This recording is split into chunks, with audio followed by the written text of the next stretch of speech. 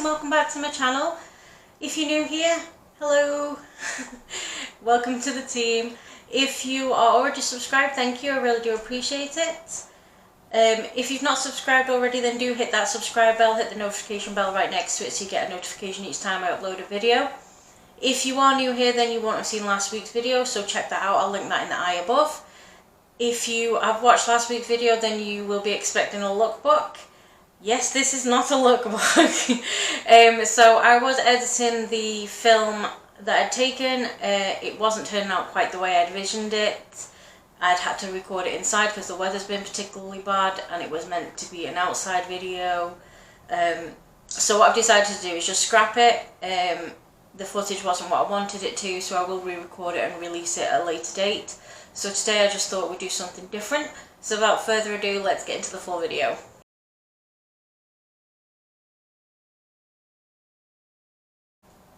So as a 30 plus woman, these are the few things that I wish somebody had said to me before I turned 30, what would happen when I was in my 30s, how it would affect my life, etc. It's just a funny anecdote on the way I see my 30s have been. This is not going to be the same for everybody, but I just thought it might be a fun way to introduce what it potentially could be to the younger crowd when you do hit 30. So the first thing I wish somebody had said to me was that everyone becomes obsessed with when you're having kids. Like, the questions are, don't you want kids? Do you think it's about time you start having other kids? Is your body clock ticking yet? It only gets worse as you get older. It becomes harder to have kids, there's more risks. Before you start asking these questions, just a little FYI, the person you could be asking may have been trying for kids for years. These questions are not helpful. They're hurtful. It doesn't matter when somebody chooses to have kids or whether they choose to have kids or not. It's their choice. The world doesn't revolve around you personally having kids. That is your personal choice. So just think, before you ask these questions, if I was struggling to have kids, would I want somebody to ask me these questions? As somebody has struggled with fertility, the answer will be no. It's not the nicest thing to have somebody ask you all the time. It's hard, it's hurtful. So just think on that one. The next thing is fashion. Now, we all love our clothes, we all love our footwear, our bags. It makes us who we are. But when you hit 30, something really bizarre happens. You suddenly think, am I too old to wear this? Should I be wearing this? Is that age appropriate? Can I get away with this? It's a real odd relationship with your clothing. You suddenly feel like you don't know what you should be wearing. Your identity is stolen to an extent. You suddenly find yourself in your 30s wondering, you know, the fashion that's in the shops, is it for 20-year-olds? Do you suddenly start having to shop in different places? Can you still go to New Look when you're 37 and buy a skimpy top and get away with it? It doesn't matter what your figure and what your size is, it's something that's universal to all of us. Once we hit a certain age, you start reassessing what you're supposed to wear, how you're supposed to wear it. Do you have to be more conservative with what you wear because you're that bit older? These are all the things that you start questioning, that when you're in your 20s you just don't care. You don't think about, because you're a 20-year-old. What 20-year-old has to worry about whether they're fashionable or whether they're dressing too old for their age? They don't. They don't care. The third thing is your body chooses to do random things. It suddenly decides, nah, I'm broke, I can't work, this is going to break. You suddenly have problems with your ears, your eyesight disappears, your your digestive system decides that it doesn't want to work. You suddenly go from having one migraine every 6 months to a migraine once a week. These things suddenly deteriorate that you don't expect. When you're 30, you're not old by any means of the imagination, but your body does start to change. It slows down, your metabolism is different, you can't eat the same things.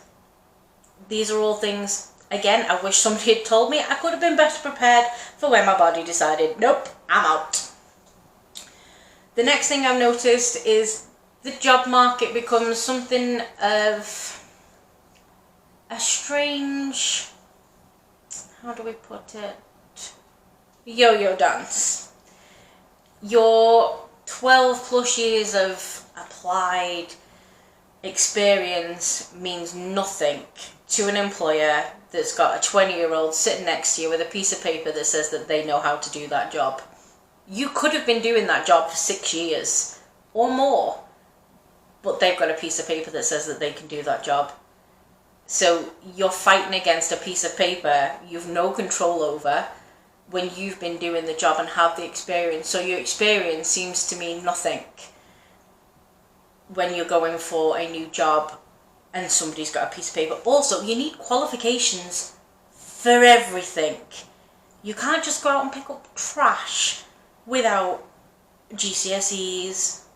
Obviously this is the UK, which is the equivalent of your high school education, your diploma, or a HND, which is a higher diploma. You need these sort of qualifications just to pick up trash. Everybody wants experience, but nobody's willing to give you a shot at getting experience if you decide to take a new career path. You have to go out and get the qualifications, then hope that somebody will give you experience, because everybody wants a minimum of 3 months experience, which you can't get because you haven't got 3 months experience. It's a no-win situation. It's madness. Absolute madness. But as I said, this has just been my experience. I've been struggling to find work since I got laid off from my previous job. It's been a nightmare situation for myself. I am fighting. I thought, I'll come out of the career I've been in. It wasn't getting me anywhere. I've been working in it for 12 years. I've not advanced to where I want to be. Maybe let's change my career. I'm going to have to stay with the career I've already got. I'll become full-time rich and famous on YouTube. The next thing is the property market. For a 30-year-old millennial, is nigh on impossible to get onto. Absolutely nigh on impossible. We've got kids, we've got bills, we've got rent. You can't save unless you've got a really good paying job or a second income coming in somehow to get the 10 to 15, 20% that you need for a mortgage. Meanwhile, all the Gen Zers and the baby boomers have bought all the council stock. So you can't buy the house that you've been living in and renting in from the council for the last 15 years, because if they sell that off, then they've got no stock, full stop. Meanwhile, you've got 24-year-olds that have been living at home since the day they were born, and the parents have been giving them handouts left, right and centre because they're Gen Zers and can afford it. Because they've had their house and they've owned it since 1973. Because they've been able to buy a house at £11,000 and they've had no mortgage for the last 20 odd years. So they're able to then put their hands in their pockets and give the money to their kids. They've been able to live at home almost rent-free while saving up for a mortgage. So they've got 15-20% to put down on a mortgage. They've also got the Help to Buy, which the government have now launched, which millennials can't get into because we can't save the money to start it. It's impossible. The next thing, comfort and practicality suddenly become a thing. So what I mean by that is, instead of you buying high heels, you prefer flats because you can walk further in them. Instead of wearing tight skinny jeans, you prefer joggers because it's comfort. Instead of being stuck in a slinky dress, you'd rather have something that was a bit more looser so you can eat and your belly's not popping out and you've got no food baby on show because you're comfortable. You know, these sort of things become like, I don't know how to explain it. It's like the be all and end all. You want to be comfortable over something rather than looking maybe the best you can always be. You know, you'd rather be comfy in your PJs with your ice cream and some Netflix and chill rather than out partying because, you know, comfy. The next thing I noticed is you like to organise things in advance. Oh yeah, in advance. So this video I planned in advance. I wrote down things I wanted to say in advance. Because that's what I suddenly do. I write lists. I plan. I don't wing it anymore. What's winging it? I haven't winged it for years. I can't fly by the seat of my pants and hope it'll all work out. Because trust me, it won't. So you do start to plan things in advance. Birthday parties, get-togethers, drinks with the mates. Some of that is also because you've got to plan around all the people that have got kids. So like, you know, people in their 30s are having kids, they're getting married, they're doing all the things that life expects you to do post-20s. So you have to plan around them things. So you do start planning things in advance. You know, everything becomes a calendar diary. You're lost without your calendar. It means the world to you. Your phone is your life. Much like a 20-year-old, but for different reasons. A 20-year-old, it's because their social media is life and death. Once you hit 30, your phone becomes life and death because it's got pictures of your kids. It's got pictures of your wedding. It's got your diary in it. Yeah, your diary becomes more important than social media. The next thing I noticed was you get so excited if you get ID'd. Like, it is the best day ever. Because suddenly, you look fleek. Oh yeah, you look fleek. Your makeup must be on point. The bags that have been under your eyes for the last 6 months are gone. And you suddenly look under 21. 25 in some places because it's challenge 25. But you suddenly look younger than 21. The fact that you're pushing 40 is irrelevant at that particular point because you are the bum. Oh yeah, you are the bum. Right at that moment that you get ID'd, it's like a heaven opens above you and you're like, whoa. Oh yeah, it's really that good. The next thing is you have no idea on modern slang. It took me forever to figure out what being shook was, what being triggered was. I still don't understand some of the words, and I won't use them because I don't get the connotation. The difference between a phrase when I was dating and a phrase now when somebody's dating, they're completely different. I know it varies up and down the country, from country to country, certain slangs anyway, and certain connotations of different words. But with the slang for the youth, with the way that they've shortened everything and reused words, it becomes something completely different. So like, obviously shook means it's, you know, something that was shocking. Why don't they just say they were shocked? These are the things you start asking yourself, which you never thought you would do, but you start asking yourself because you're like, it just means shocked. Why don't they just say they were shocked?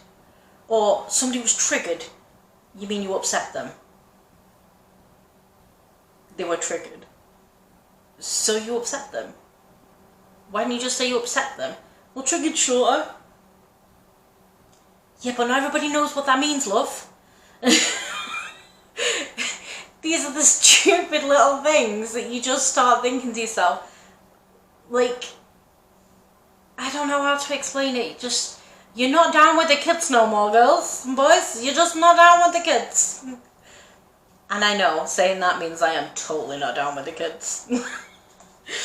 The next thing I noticed was you get annoyed because your next door neighbours are partying on a Wednesday. Oh yeah, it's the middle of the week. You've got to be up for work in 5 hours and they are partying next door. The music is just noise. It's just noise, to tell you. There's no sound to it. There's no beat. It's just noise. And you're outside banging on the door at 3 o'clock in the morning demanding that they turn the music down because you've got to be up for work in 4 hours. What? When did we become grumpy? You need your sleep. You want your sleep. It's 3 o'clock, it's a work week. There's no going out on a work night unless it's a special occasion. You come in, you take your work gear off, you get in your comfy clothes, and that is you for the night. No partying. Not on a weeknight, not on a school night. That is reserved for weekends. Oh yeah. You don't party in the middle of the week no more. Why? We're not dead. It suddenly just sort of happens. You suddenly become like comfy all the time. Like I said, comfort, not practicality. The next thing I noticed, food. Food is your nemesis. You've never had heartburn. Not really. Or indigestion. Definitely not. Or ended up backwards and forwards to the toilet because you're eating something that's too rich for you. Oh yeah, your digestive system's like, nah, I don't do that no more. Take out every night? What do you think you are doing? Junk food every day? I don't think so. You're gonna pay.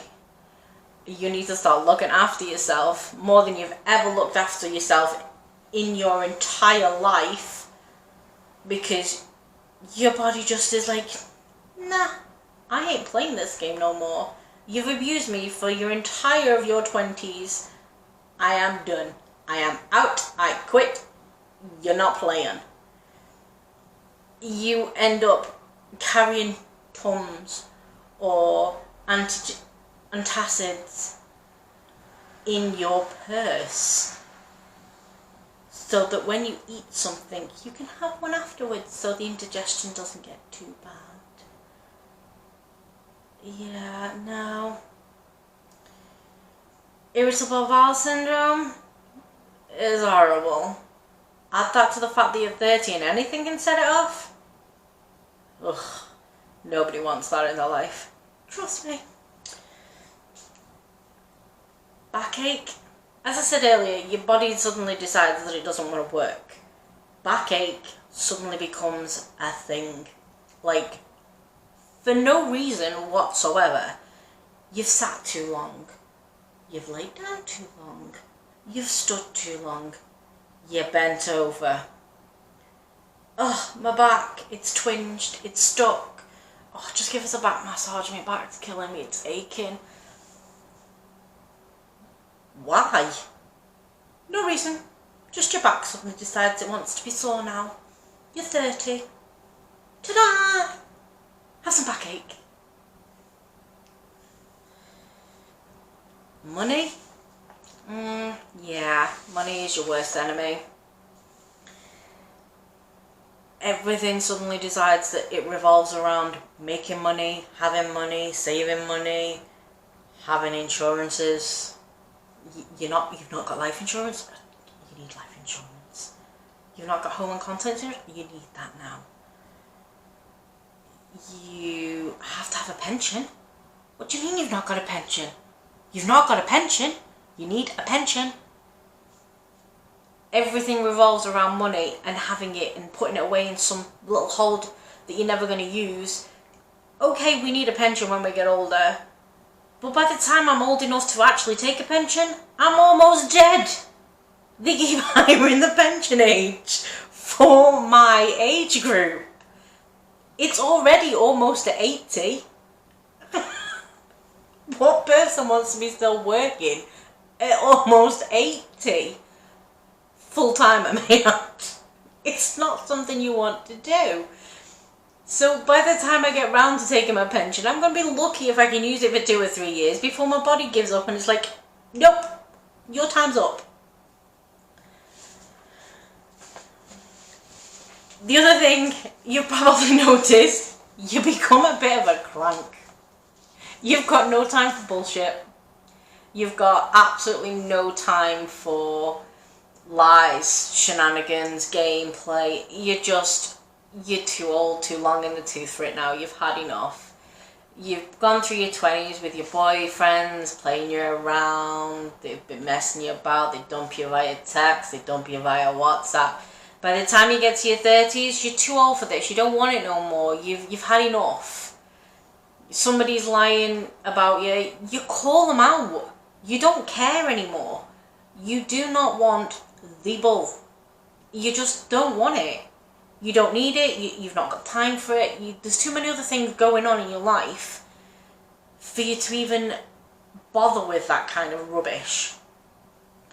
And the final thing that I noticed is a positive, I find.